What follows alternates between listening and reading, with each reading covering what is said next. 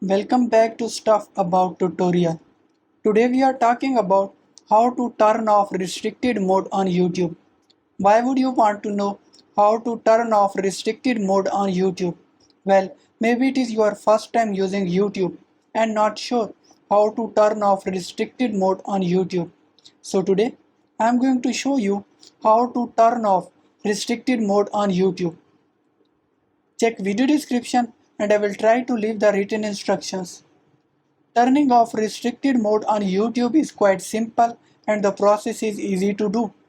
First of all, open any browser. Now write youtube.com in search bar. Click on logo at the top right corner. Now you are seeing restricted mode in bottom. Click on it.